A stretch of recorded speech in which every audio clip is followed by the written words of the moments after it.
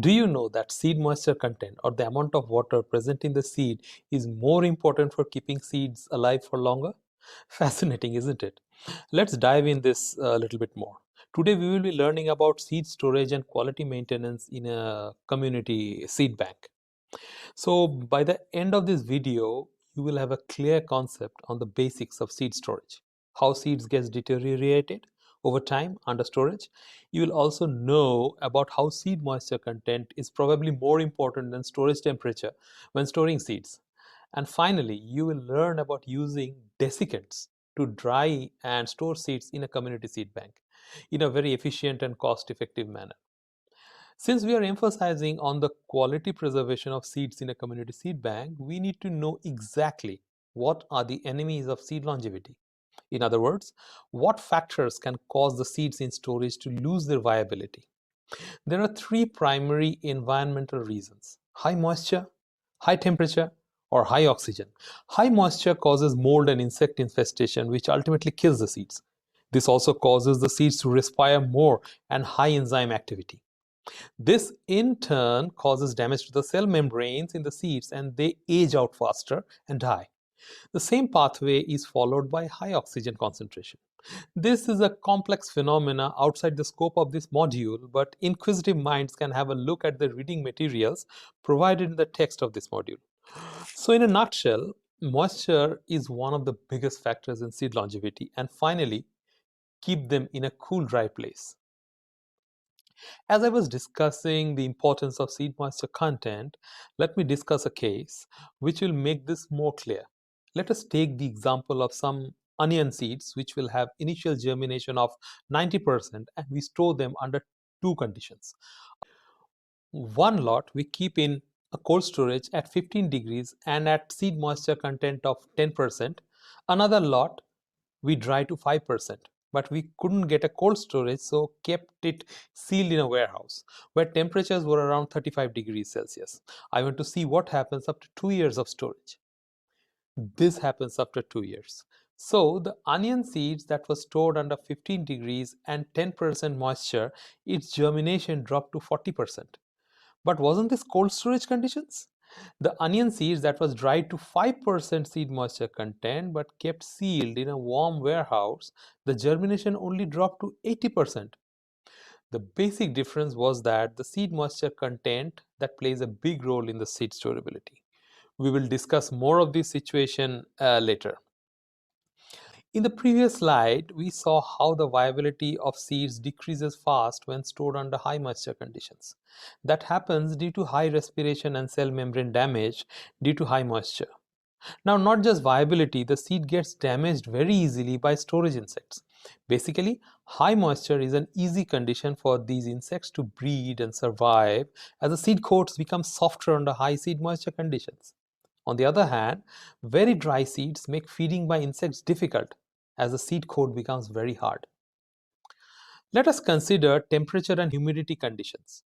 So on this chart, the arrow upward signifies more wet, and as you go down, it gets drier. The left arrow gets you more cooler and the right side gets more hotter. So the four quadrants are four different conditions of parameters, namely humidity or moisture and temperature. So starting with the first quadrant, there is no control over moisture or temperature. This is storage under ambient conditions in a simple warehouse, and we might see quite some losses due to the seed aging and insects. The single dollar sign symbolizes that this is the cheapest mode. Let us now move to the second quadrant, and the arrow suggests that this system has refrigeration but no controllable moisture. These are the regular commercial seed cold storages, and the costs are quite high as we have low temperature maintenance by refrigeration.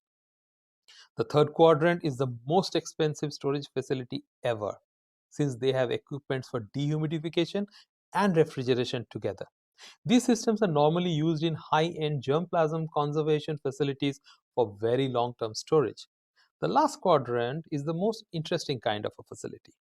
Here, we do not have heavy equipment for refrigeration, but we dry the seeds to a low seed moisture content, seal them airtight, and store them in shade under ambient conditions. This is quite economical, and dry seeds cause slower aging and no insect infestation. Well, this method can be safely applied to seed storage in rural areas with minimum investments, especially in community seed banks. Technically, this method is known as desiccated hermetic storage or dry and airtight seed storage. This is an economic but effective method for seed storage. The primary technique that are followed are to firstly dry the seeds and to keep them dry. For drying, some desiccants are used and the dry seeds are stored in hermetic containers or airtight containers. Regular moisture monitoring needs to be done to check any kind of leakage in the containers. Finally, the desiccants need to be regenerated after they are used for drying. Zeolite based or silica gel based desiccants are used to dry the seeds. These zeolite desiccants can absorb up to 20 to 30% of the dry weight in water and get saturated. Therefore, if we want to dry 100 kg of corn from 14% seed moisture content to a comfortable 8%, we need to remove 6 kg of water. I hope you can do the calculation. It is quite straightforward. Now, because the zeolite desiccants do absorb 30% of their weight of water, we need to add 21.5 kg of beads. Once these desiccants are saturated with water, which was absorbed from the wet seeds, the seed moisture content would drop down to 8%. You get it? These desiccants can be regenerated again by heating in a normal oven about 200 to 250 degrees centigrade, cooled and used again many times. Moisture monitoring is very important so that we can check if there is any leakages in the sealed containers. We can use the simple PT100 sensors, which cost less than $1 if bought in bulk. We can also use moisture indicator paper strips, which turns pink when wet and blue when dry. You can see the use of these indicating strips in a real community seed bank in the picture. The normal scheme of operations in a community seed bank using desiccants to store seeds will start with the sun drying of the seeds. Next step is to use the desiccants to start the drying process. Now, depending on the quantity of the certain seed lots, the containers are chosen.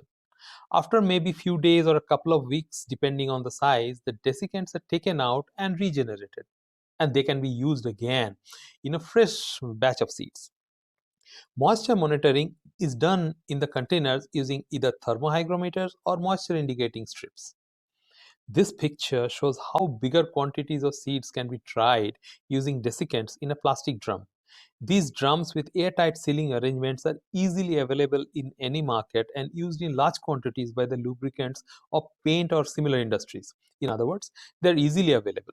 For more details, please refer to the PDF file of this book, which has more details on the technical aspects of setting up of a community seed bank. This is the second booklet of three, and a link to all these are present in the resources page. So that was all for our discussion now. And winding up, we have discussed about principles of seed storage in a community seed bank, the importance of seed moisture content, and finally, how to use desiccants to dry seeds for longer storage life. Please refer to the resources of this section if you need more information on any aspect. Thank you very much for your patient listening and watching, and all the best for the rest of the course. Bye.